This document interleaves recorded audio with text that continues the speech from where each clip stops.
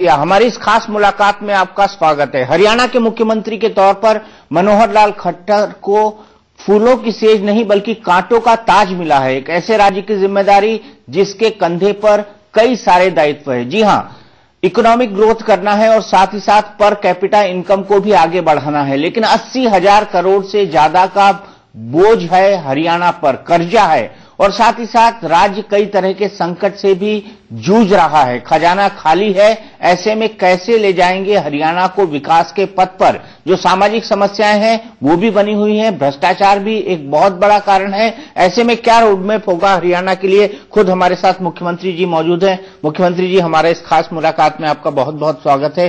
धन्यवाद। पहला सवाल आपसे, आपने जिम्मेदारी तो संभाल ली है, 2.5 महीने से ज्यादा का वक्त हो गया है प्रिसाइसली आपको, लेकिन 2.5 महीने में लोग देख रहे हैं आप बहुत वर्कोहलिक हैं। दीपक जी, पहला सवाल आपसे, आपने जिम्मेदारी तो संभाल ली है, 2.5 महीने से ज्यादा का वक्त हो गया है प्रिसाइसली आपको, लेकिन 2.5 महीने में लोग देख रहे हैं आप बहुत वर्कोहलिक हैं। दीपक जी, 2.5 महीने हुए हैं। इन 2.5 महीनों में जैसा आपने कहा कि एक बड़ा चैलेंज है हमारे सामने कि इस समय तक की जितनी कार्य पद्धति चाहे आज तक की सरकारों में कोई भी सरकार रही हो, उन्होंने एक मिसमैनेज करके इस सारे सिस्टम को मैस बना रखा है। दावे करने को बड़े ऊंचे ऊंचे सब लोग करते रहे हैं, लेकिन जब आकर के देखा है तो बहुत चीजों को अभी सेटराइट करना आवश्यक है।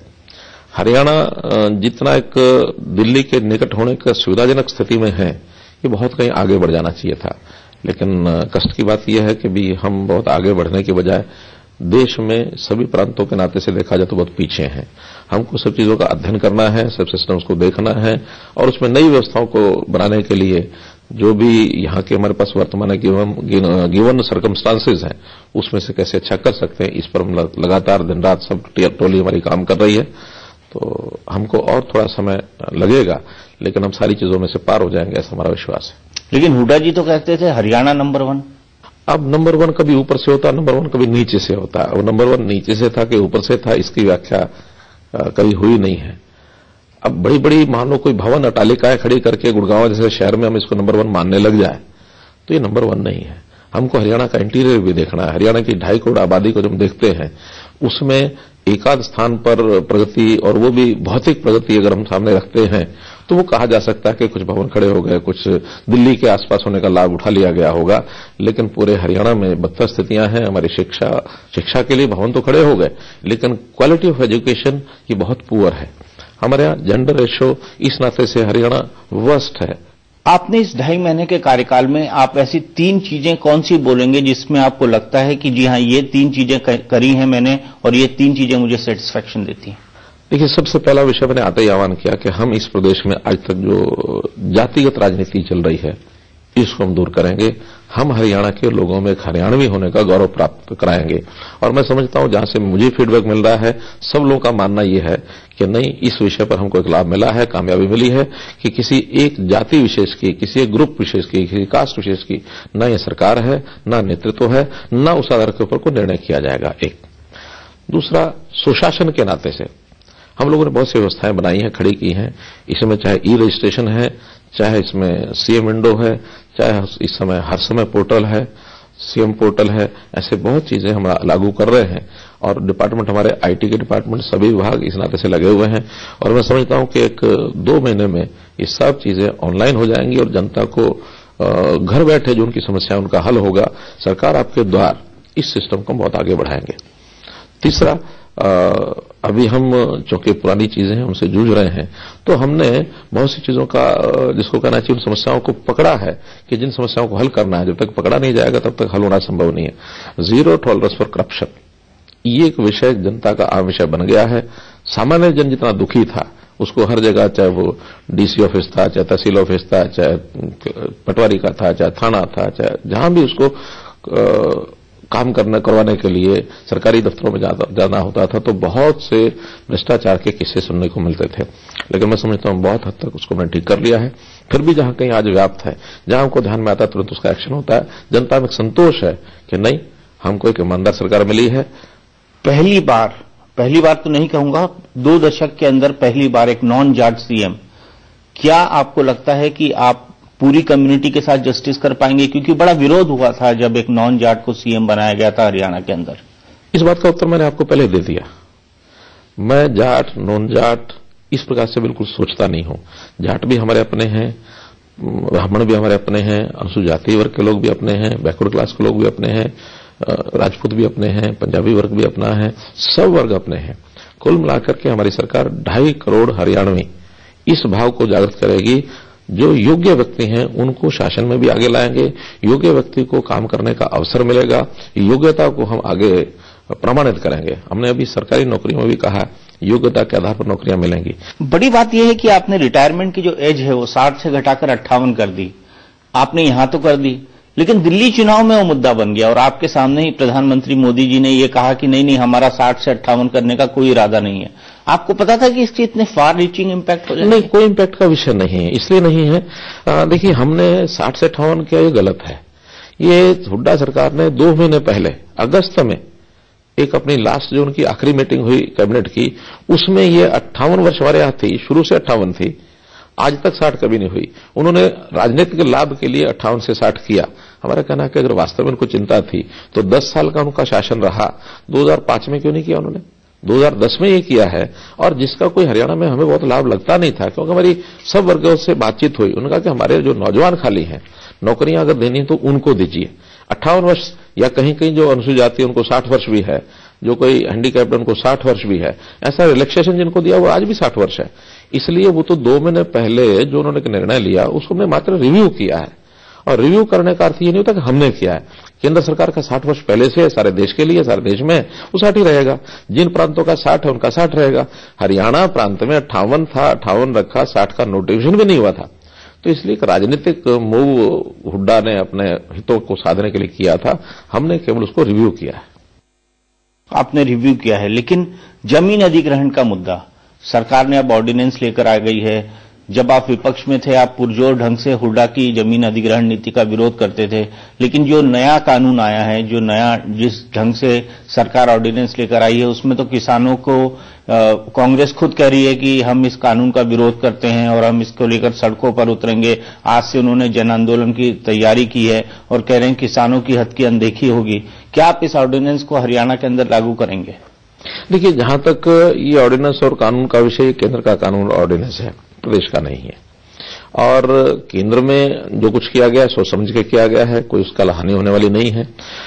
जहां तक अधिग्रहण का विषय है, अधिग्रहण में आज नहीं, बहुत बार इसके अंदर नए नए पहलू आते रहे हैं। हमारे सामने भी यदि नया पहलू जब जनता में हम जाएंगे इस विषय को लेकर के, नया पहलू अगर आएगा, जनता का एक प्रकार के हित किसमें है, जनता हित में किसान का हित भी आता है, इसमें विकास भी आता है। ओवरऑल इसको एकीकृत एक प्रोग्राम के नाते से देखा जाएगा, और एकीकृत प्रोग्राम के नाते से जिन चीजों में सुधार करने की आवश्यकता होगी जरूर उठाएंगे, सरकार के नाते में उठाएंगे। अभी तक जहां तक विषय है एक्विजिशन का, इसमें जनता के साथ, किसानों के साथ मिलकर के हम खड़े होंगे। हमने अभी भी बावल में एक अधिग्रहण किया, बावल के लोगों ने कहा कि नहीं, अधिग्रहण से हम संतुष्ट नहीं है, हम इस अधिग्रहण से हमारी जमीन खाली करो। हमने उनकी बात सुनी और विद इन 15 डेज निर्णय लिया कि ठीक है, इस अधिग्रहण को हम रद्द करते हैं। हमने अधिग्रहण रद्द किया। आज उन्हीं में से कुछ गांव के लोगों ने कहा कि नहीं, अधिग्रहण होना चाहिए। आधे लोग चाहते नहीं होना चाहिए, आधे लोग चाहते होना चाहिए। तो हमने कहा जिनका होना चाहिए उसका बैठ के फिर विचार कर लेंगे। जनता हमारे लिए पहला है, यानी कोई भी कानून, अधिग्रहण का हो कोई और हो, कोई भी कानून जनता के लिए होता है, जनता कानून के लिए नहीं होती। तो जनता के अनुरूप सब कानून बनेंगे, जहां कहीं कोई और गुंजाइश होगी ठीक करने की करेंगे। लेकिन लोग तो कह रहे हैं, विपक्ष कह रहा है कि जो जनता के लिए कानून है ही नहीं, जो ऑर्डिनेंस सरकार लेकर आई है। विपक्ष का अपना एक काम होता है आलोचना करना। अच्छा काम होगा तब भी आलोचना करते हैं, गलत होगा तब भी आलोचना करते हैं। विपक्ष की भूमिका में जो को कहता है उसका हरेक का उत्तर देना आवश्यक नहीं है। जनता हित सर्वोपरि है, जनता का हित सर्वोपरि है। लेकिन अगर जनता के हित के खिलाफ नजर आता है आपको ये लैंड एक्विजिशन बिल, तो क्या आप हाईकमान से बात करेंगे इस बारे में? हमेशा हाईकमान इस बात के लिए तैयार रहती है, कहने की आवश्यकता नहीं होती। उनको भी ध्यान में आएगा कौन सी चीज ठीक है, कौन सी गलत है। हमेशा वो तैयार रहते हैं, हमें हमारे नेतृत्व पर विश्वास है। एक मुद्दा आईएएस प्रदीप कासनी को लेकर भी है। जब कांग्रेस सत्ता में थी तब बीजेपी कहती थी प्रदीप कासनी को उनकी ईमानदारी की सजा दी गई। हाल ही में आपने उनका गुड़गांव कमिश्नर के तौर पर ट्रांसफर किया गया, लेकिन बिना किसी मुद्दे के उनको हटा दिया गया और अब उनको परमानेंट वेटिंग पे डाल दिया गया है। तो इसका क्या कारण है? कुछ बातें एडमिनिस्ट्रेटिव होती हैं, एडमिनिस्ट्रेटिव बातों की जब तक पूरी छानबीन जानकारी न ली जाए तब तक कहना ठीक नहीं है। एडमिनिस्ट्रेटिव विषय है, एडमिनिस्ट्रेटिव तरीके पर ही हमको ट्रांसफर किया गया है, जल्दी बात सामने आ जाएगी। सर, कुछ आपके व्यक्तिगत पहलू पर आना चाहूंगा। आपके जानने वाले कहते हैं कि आप पूरी तरह से वर्कोहलिक हैं, यानी 18 घंटे काम, कोई आराम नहीं। आप भी उसी तरह काम करते हैं जिस तरह से मोदी जी करते हैं? काम के अलावा और कोई काम है नहीं। काम है वही काम है। आखिर तो संघ के प्रचारक के नाते जब सबसे पहले दायित्व यानी मन में एक संकल्प आया तो इसीलिए आया था कि व्यक्तिगत कामों को करने वाले सब लोग अपना अपना कर रहे हैं, पारिवारिक काम अपने अपने सब कर रहे हैं। कुछ लोगों को देश का काम करने के लिए आगे निकलना चाहिए। आपके कैबिनेट में कई सारे ऐसे लोग हैं जो रात में सपना देखते हैं कि अगले सुबह वो मुख्यमंत्री बन जाएंगे, क्या ऐसा सच है? सपने देखना बुरी बात नहीं है, लेकिन दिन में उन सपनों को पूरा करने के लिए सब काम करने चाहिए। और मुख्यमंत्री कोई भी बने उसमें कोई आपत्ति नहीं, किसी न किसी बनना ही होता है। बड़ा मुद्दा था हरियाणा इलेक्शंस के अंदर कि रॉबर्ट वड्रा की जो जमीनें हैं उस पर क्या होगा, बीजेपी की सरकार आ गई तो क्या कार्रवाई होगी, उस पर अभी तक कोई कॉन्क्रीट कार्रवाई होती नजर नहीं आती। देखिए, हम कोई टारगेटेड किसी व्यक्ति को सामने रख करके उसकी कार्रवाई करेंगे ऐसा विषय नहीं है। हमें एक पॉजिटिव मैंडेट मिला है जनता की सेवा करने का। हम अपने पॉजिटिव मैंडेट के नाते से पहले काम करेंगे। बाकी चीजें जो हमारे पास शिकायतें हैं, जो हमारे पास अन्य जानकारियां मिल रही हैं, उन सब जानकारियों के आधार के ऊपर कानून अपना काम करेगा और वो रेगुलर तरीके से करेगा। कोई उसके लिए हम अपनी स्पीड को केवल उसी काम के लिए बढ़ाएंगे। तो इस खास मुलाकात में फिलहाल वक्त है एक ब्रेक। आपने खाप पंचायत को लेकर बयान दिया था कि खाप पंचायत जो है वो एक्स्ट्रा कॉन्स्टिट्यूशनल अथॉरिटी नहीं है, बल्कि वो समाज की एक पहरेदार की तरह है। लोग कहते हैं दूसरी तरफ एक आर्ग्यूमेंट के लिए कि खाप पंचायतें बाबा आदम के जमाने के फरमान सुनाती है। आपको खाप पंचायतों से इतनी सिंपैथी क्यों है? देखिए, मैंने कभी नहीं कहा, कॉन्स्टिट्यूशन के साथ कभी जोड़ कर नहीं देखा, क्योंकि कॉन्स्टिट्यूशन में उनका कोई स्थान है नहीं, इसलिए मैं कोई कॉन्स्टिट्यूशनल बॉडी ऐसा कभी भी नहीं कहा। आज की वर्तमान पंचायतें जो डेमोक्रेटिक तरीके से चुनी जाती हैं वो कॉन्स्टिट्यूशनल बॉडीज हमारी है।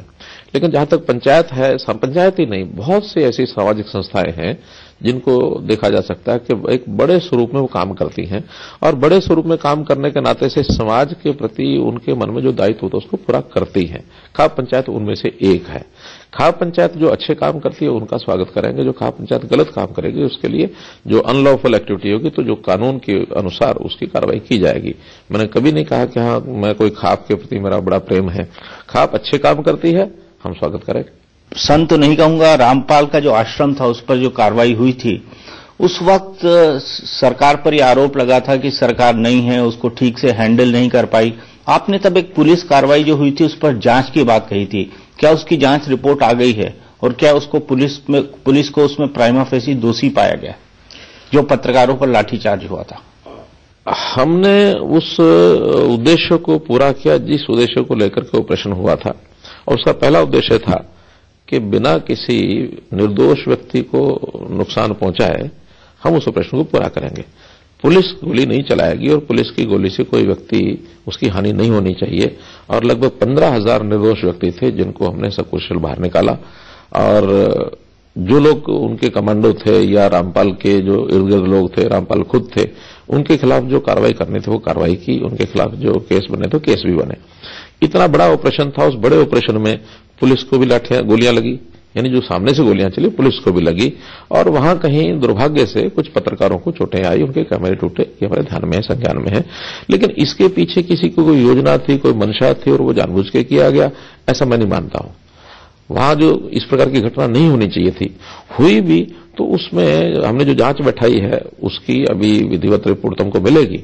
लेकिन ध्यान में आया है कि एक पुलिस वाले की पहचान अभी हुई है, बाकी पुलिस वालों की ऐसी पहचान नहीं हुई है, क्योंकि वो सब कवर्ड होते हैं। हमने पत्रकारों को भी कहा है कि भी इस प्रकार के आपके अपने जो वीडियोस हैं, आपके अपने जो फोटोज हैं, उनमें से भी अगर आपको लगता है कि ये पहचाना जा सकता है तो वो पहचान हमको बताइए, निश्चित रूप से हम कार्रवाई करेंगे। जहां तक ये घटना हुई है, प्राइमा फेसी जो हमको जानकारी मिली है, वहां पर चूंकि पत्रकारों की सुरक्षा करने का काम भी आखिर पुलिस का होता है। पुलिस गोलियों के सामने खड़ी है तो पत्रकार भी उसी पोजीशन में थे जहां पुलिस थी, उसी साइड में पत्रकार बंधु भी थे, तो उनको हटाने में और ये थोड़ा स्कफल हुआ, और इस स्कफल में कहीं डंडे वंडे का अगर उपयोग हुआ है तो दुर्भाग्यपूर्ण नहीं होना चाहिए था। क्या आपको नहीं लगता कि हाईकोर्ट ने चिंता जताई है जिस तरह के डेरे और आश्रम चल रहे हैं, आपको नहीं लगता कि हरियाणा में इस को एक तरह से देखने की जरूरत है या इस पर पूरे गवर्नमेंट को ओवरव्यू लेने की जरूरत है? बिल्कुल ठीक है कि हमको हमेशा ध्यान रखना चाहिए, उसका ओवरव्यू भी लेना चाहिए। कहीं भी गलत काम अगर कोई पनपता है तो उसको पहले से उसकी जानकारी होनी चाहिए। रामपाल ऑपरेशन के समय हमको बड़ा दुख से कहना पड़ता है कि करौथा में इसी प्रकार का एक आश्रम उनका था जब ये कार्रवाई हुई थी और वहां ये सारी चीजें सामने आ गई थी। जब सारी चीजें सामने आई उस आश्रम से इनको वहां से निकाल दिया गया, लेकिन दुर्भाग्य की बात है कि ये जो नया आश्रम बरवाला में बना ये बनने दिया गया और इतने सालों तक इसकी कोई छानबीन नहीं की गई। एक किलानुमा बिल्डिंग बन गई, उनके अपने कमांडोज हैं, वो कमांडोज में घिरे बैठे हैं, सरकार बिल्कुल सोती रही उस समय। तो उस समय की सरकार का ये जो काम है ये क्षम्य नहीं है।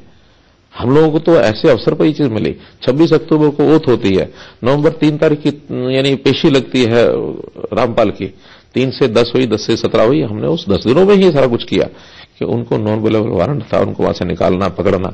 लेकिन जो इस प्रकार का एक सारा मामला बन चुका था उसमें हम वर्तमान में कुछ नहीं कर सकते थे। हाँ, आगे इस प्रकार के सब डेरों में ऐसी कोई गतिविधि न होती है तो उसका हम चेक करेंगे, ध्यान रखेंगे। ये कोर्ट के इन इंस्ट्रक्शन का, इन निर्देशों का पालन करेंगे। तो आप हुड्डा सरकार पर आरोप लगा रहे हैं कि रामपाल के आश्रम पर उन्होंने आंखें मूंदे रखी। स्वाभाविक लगता ही है ना कि 10 वर्ष का ये कार्यकाल चला और करौथा आश्रम की जो घटना शायद 2005 या 6 में हुई, आज से 8 वर्ष पहले हुई, तो उस समय से ही चेक किया जा सकता था। ये डेरा सच्चा सौदा के बाबा राम रहीम की एक फिल्म आ रही है, मैसेंजर ऑफ गॉड, और उस पर एसजीपीसी ने बड़ी आपत्ति की है। क्या आपको लगता है कि उनकी इस फिल्म को जो है उनकी इस फिल्म से लेकर कानून व्यवस्था के हालात पैदा हो सकते हैं? सारा विषय सेंसरशिप बोर्ड के सामने है। सेंसरशिप ने उसके सेंसरशिप सर्टिफिकेट को रोक लगाई है और मैं समझता हूं रोक लगाई है तो उसके कुछ कारण है और जो कारण है उन कारणों को जब सेंसरशिप बोर्ड लिखित में उनको देंगे और उन सीन्स को वो हटाएंगे, वहां से उन्हें अनुमति मिलती है और फिर जनता में या एसजीपीसी में जहां भी इसका विरोध हुआ है वो स्वीकार करते हैं तो हमको उसमें कोई आपत्ति नहीं, चलेगी तो चलेगी। आपको नहीं लगता कि अगर फिल्म रिलीज होती है तो भी कानून व्यवस्था के हालात पैदा हो सकते हैं? जब तक सेंसरशिप बोर्ड सर्टिफिकेट नहीं देगा तब तक तो रिलीज नहीं हो सकती जी। उसके बाद भी क्योंकि विरोध बड़ा तगड़ा हो रहा है उसका, वो उन सीन्स को लेकर की हुआ है जिन सीन्स की जानकारी सेंसरशिप बोर्ड को है, उन्होंने उसका नोटिस लिया है।